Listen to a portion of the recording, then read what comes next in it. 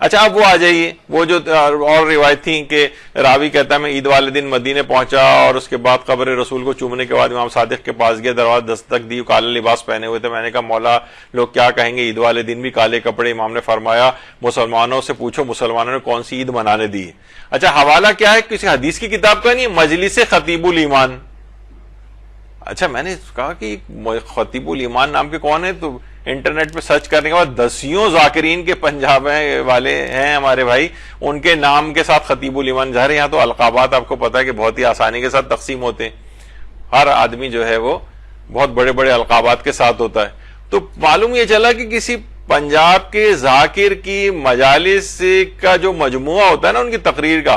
وہ انہوں نے کوئی بھی ظاہر ہے اپنے منہ سے کوئی بات ایسی نکال دی نہ جو نہ کسی کتابوں میں ہے، نہ کسی جگہ پہ ہے، نہ کسی حدیث کی کتاب میں ہے،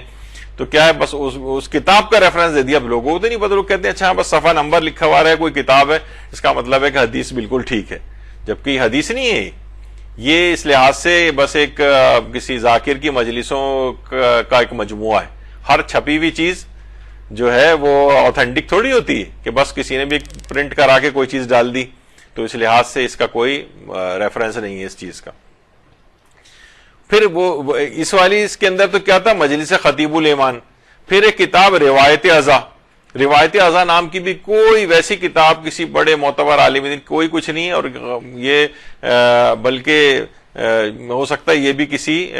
ذاکر وغیرہ کی تقاریر کا جو ہے مجموعہ ہو، تو یہ والا ریفرنس اس لحاظ سے۔ پھر وہ حضرت زینب سلام اللہ علیہ کا میرے بابا کی شہادت کے بعد جب عید آئی تو سب مسلمان آپس میں عید مل رہے تھے، ہر وقت خوشی کا سما تھا، ہمارا گھر سوگوار تھا، ہم منتظر تھے کہ مسلمان آئے، میں بابا کی شہادت کا پرسہ دے، کوئی مسلمان ہمیں پرسہ دینے نہ آیا، ہم تنہا اپنے بابا کو روتے رہے، آل رسول پر اب کوئی خوشی نہیں آئی ہے، خانوادہ رسول اب قیامت تک عزادار رہے گا۔ کوئی روایت نہیں، کچھ نہیں۔ باحوالہ تفسیر غم صفحہ 16 طبع قم مؤلف سید علی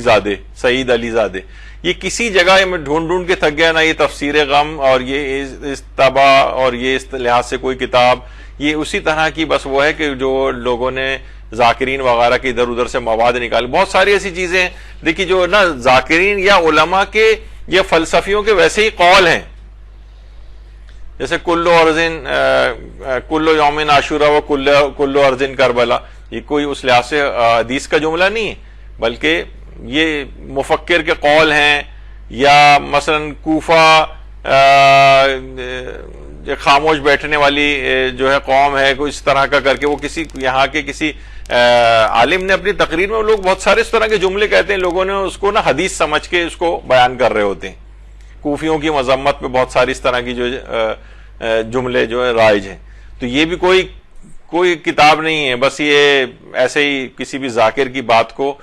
کہہ کے، اور بلکہ ایک مرحوم ذاکر تو ایسے تھے کہ میں ذرا ان کے اس میں لگا بھی تھا، وہ بہت عربی عبارات بھی پڑھتے تھے، تو یقین کیجئے کہ وہ عربی عبارات بھی جو ساری جو ہے نا پوری وضع کردہ ہوتی تھیں، پوری بنائی ہوئی ہوتی تھی، جعلی شروع سے آخر تک، لوگوں کے سامنے تو آپ ظاہر ہے 2-3 جملے بھی عربی کے طور پہ پڑھ دیں حدیث میں تو کہیں گے وہ زبردست، کا مطلب ہے کہا ہوگا امام نے،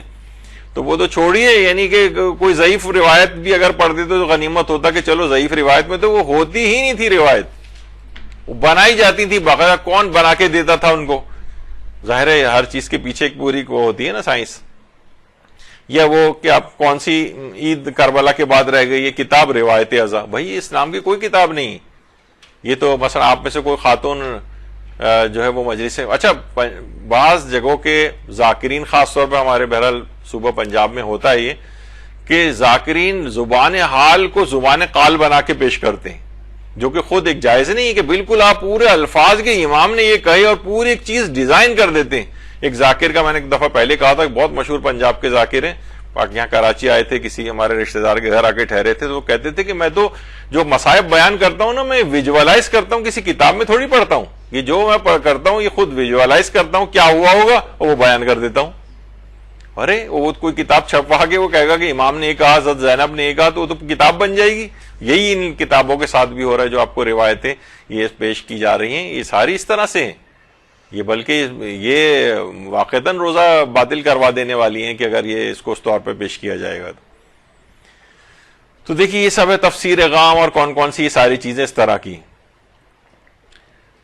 اچھا زیارت ناہیہ کہ میرا سلام اس مظلوم پر جس نے عید کے دن سیاہ کپڑے پہنے، زیارت ناہیہ کے جتنے ورژن اس وقت ایک دو ہیں وہ بھی میں کل سے تلاش کر رہا ہوں. یہ جملہ کسی جگہ مجھے امام کا نہیں ملا کہ یہ والے جملے, بس نیچے زیارت ناہیہ لکھ دیا. دیکھیے جیسے حضرت امیر المومنین کے لیے بات کہی جاتی ہے, آپ کسی بھی کوئی بھی اچھا جملہ جو ہوتا ہے نا, اس کو اگر پاپولر بنانا ہے اپنے پوسٹ کو, تو اس کے نیچے مولا علی نے فرمایا لکھ دیں بس, یا اس کے اوپر.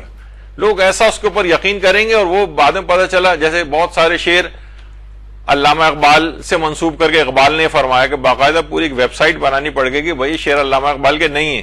فراز, احمد فراز کے نام سے بہت سارے جو ہے شعر جو ہے وہ بنائے گئے. آدمی بعض اوقات حیران ہو جاتے ہیں, یہ فراز نے اتنا گھٹیا قسم کا شعر کیسے کہا؟ تفصیل جب اس کی جا کے دیکھتے ہیں تو ان کا شعر ہی نہیں ہے. جھوٹ بولا ہے تو وعدہ بھی نبھاؤ فراز, آدمی کو اتنا تو صاحب کردار ہونا چاہیے. پتہ نہیں کیا اس طرح کا شعر میں جا کے دیکھا تو پتہ چلا ہے ہی نہیں ہے, تو ان کا نام لکھیے. تو یہ حدیثوں کے ساتھ بھی ہو رہا ہے. اچھا, تو اب بہرحال یہ اس طرح کی چیزیں ہیں. اور دیکھیے اگر جو خوشی کے دن بعض اوقات یہ تہواروں کے دن شہادتوں کی تاریخ میں بھی اگر آ جائے نا, تو آیت اللہ ناصر مکارم سے عید نوروز کے متعلق پوچھا کہ ایران کا میں بہرحال ویسا تہوار ہے اور اس کا ثقافتی پہلو وہ اپنی جگہ پر ہے, لیکن ایسا نہیں ہے کہ یہ بالکل غیر اسلامی ہو.